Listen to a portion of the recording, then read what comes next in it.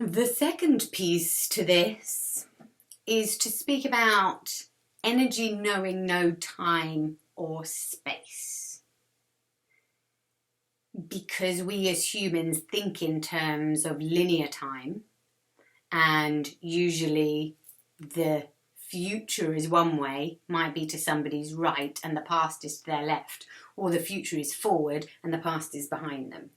So we kind of think in terms of linear time because we have physical space between things and we perceive this physical reality, and we're perceiving physical time, that we are moving through time and we see it as kind of a forwards and back type thing,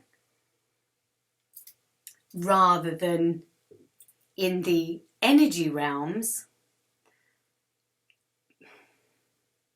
I guess time would be like a tornado, that all of time exists as one tornado and the whole tornado is there. It just depends where in it you're moving around, which part of the wind has caught you, a bit like the CD player. All the data is on that CD, it just depends where the laser is as to what point it's reading. So in energy terms, there is no time and space. And energy can be in any time and space. So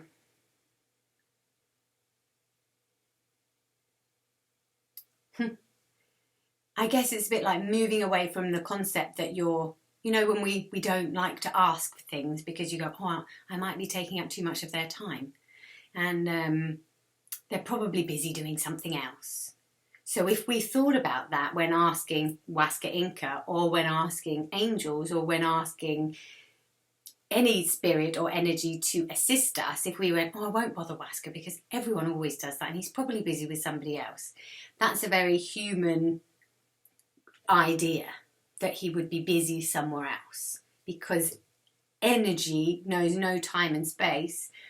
Huasca's essence can be with 20 million people all at the same time, whoever calls on Huasca, okay? And he's not like he's going, oh, I need to go over here, so therefore I'm not with Claire over there because now one of the carers has called me, okay? The same idea as God, the allness that is. If God didn't exist somewhere because it had gone somewhere else, that's an impossibility. Because for God to not exist somewhere else would be the idea that God is not somewhere, and for that to be so, that is impossible. The divine dichotomy, God is everywhere and God is nowhere. Because for God to be in a specific place, God would not have to be somewhere else. And that is impossible. Energy terms, energy is absolutely everywhere, not limited by time and space. Okay.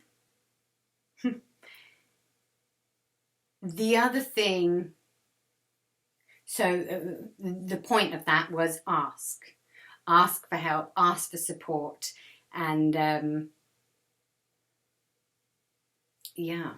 and receive it.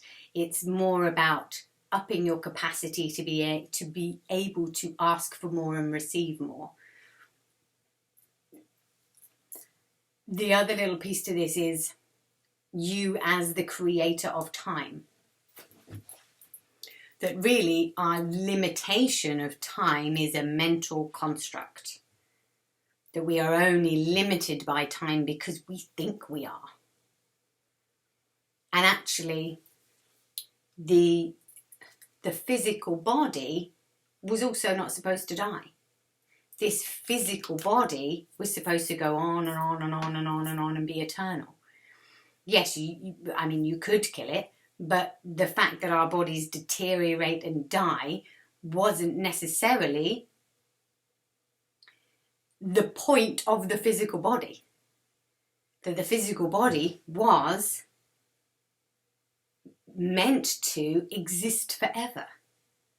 That if you thought, oh, my physical body is never going to die, you wouldn't intoxicate it with alcohol, nobody would smoke, and people would be much more careful about what they ate. Because they went, oh, well, my body's eternal, but if I smoke and drink, then I die at 80 because then I'm killing this physical body. That the bodies were meant to last for eternity. That it's because we don't take care of them that we have a lifespan, that we die off. What happens if the body is literally eternal and could regenerate and recreate itself? Then we wouldn't have a mental limitation on time. And it is very interesting when you get to grips with one as the creator, because you do start to notice and acknowledge, I am where time comes from. I am creating my reality. This is a reflection of my unconscious. Therefore, I'm creating time. I am where time is coming from. I am creating each moment.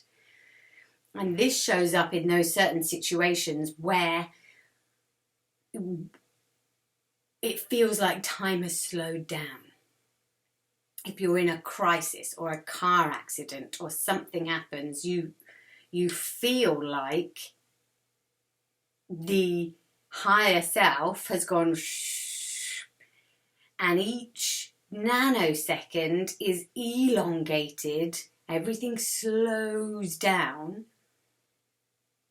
and you feel like you've got all the time in the world. Because that's what's needed in that emergency for your soul to take over, for you to fully be in flow. And then you can have other times where you just go, oh, I don't remember anything. It's like time went shh. And time can really change its perception, its own perception. And it's very interesting about getting things done. And that if the belief is, well, I've got 3 hours to do that, that's ages and ages and ages. I've got loads of time. That when you're in this flow state and the higher self and the soul takes over, it's like being in that accident. And somehow you just go, I have so much time to do everything that I want. And it just gets done and it's really easy. Whereas if the mind is thinking, I don't have enough time for this, oh my God, what am I going to do? Panic, panic, panic, panic, panic, I don't have any time, I don't have any time. That's all that comes out of your mouth. And we do this kind of time bitching thing where we just say, I don't have any time for this. And this is one of the habits that I really need to clock, because I do find myself as a busy mum doing the time dance sometimes, and I'm thinking, I'm just bitching about time again. This is I need to switch this. I get to notice and switch this and come back to my higher self, because there have been other times where I can get so much done in literally a few hours that the mind boggles and you go, actually, that's kind of impossible. How much I've achieved in a week is actually rather impossible. What I've just done in 3 months, actually, that could take 3 years. And this practice starts to become a little bit crazy, where you do go, I am going to create time, and you make a commitment not to bitch about time. So you watch your language, what's coming out of your mouth, and every time that you say, oh, sorry, I don't have time for that, really, if we break that down, it's never really about time. When that comes out of somebody's mouth, it's an excuse. That if your child comes and asks you something, and you're working, busy, and you say, oh, I don't have time for that, I'll be there later. It's actually an excuse that says, sorry, what you're asking me is not a priority at the moment. I'm going to finish what I'm doing, and then what you're asking me is next priority. That's not a priority for me. That's really what you're saying. You're using time as an excuse to the child to say, I don't want to do that, rather than being verbally honest and saying, I don't want to do that. I would like to finish what I'm doing. You can say love and respect to your daughter or your son or whoever it is. I would prefer to finish what I'm doing, then I can give you my full attention, or whatever it is. But saying I don't have time is a complete lie. Because if they came to you with a cut, a slit right through their hand, and they were bleeding everywhere, you would have time for that. You would stop what you were doing immediately and attend to that, because it's a priority. And you would go, whoa, whatever's going on, that's now top priority. And it's whenever we speak about time, it's our choice. We're creating time, we're creating those moments, and it's speaking about our priorities. So catch yourself whenever you use time as an excuse not to do something, and actually give an honest response instead of using time.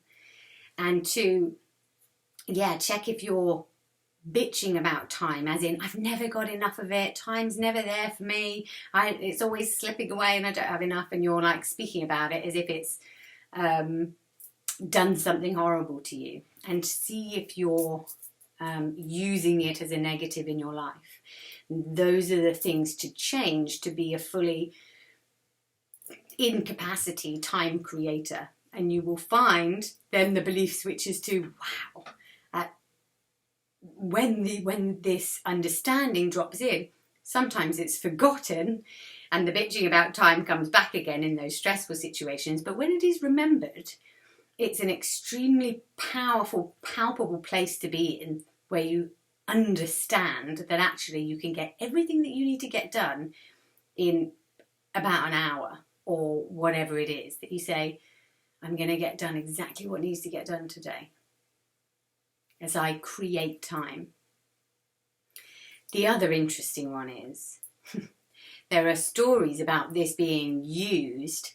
Let's say you're late for work, but you get up in the morning and you go, you look at your watch and you think, I've not got enough time to get to work today.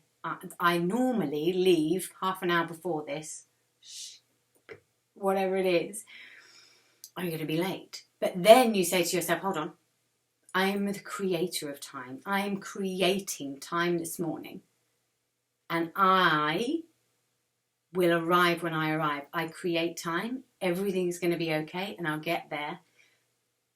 Because I create time, I will get there at the perfect time. Then you don't look at your watch. You really enjoy getting dressed, doing your morning, not taking ages, but just knowing that you're the creator of time. And get on the train, think, I've got another urge to look at my watch. Da, da, da, da. But then get your coffee, go to the meeting in the morning, and you're the first person in the room. And you go, where is everybody? And then you kind of sit down, calmly, collectively, nobody's there yet, and you think, well, I could have been 10 minutes late. And then you look at your watch, maybe it is 10 past, but just everyone else is 10 minutes later than you, and it looks like that you're the first person that's arrived. You've been sat there 10 minutes, and everyone else starts bumbling in, going, I'm so sorry, I'm really late, oh my goodness, I had such a frantic morning. And you've kind of just gone, so I would have been 5 minutes late, but everyone else was 6 minutes late. So it seems like I have created time, and I've got there at my leisure, and everything's just as it should be. And things start moving and shaking around you. This, it can be called Einstein time, this concept. Very, very, very, very powerful.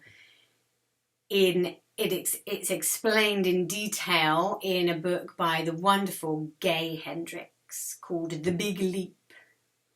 And this is another audiobook that I would highly, highly recommend to anybody wanting to find their genius, live in a peaceful, motivated state. It's a wonderful self-development book, and I'd highly, highly recommend it. Hope we chat.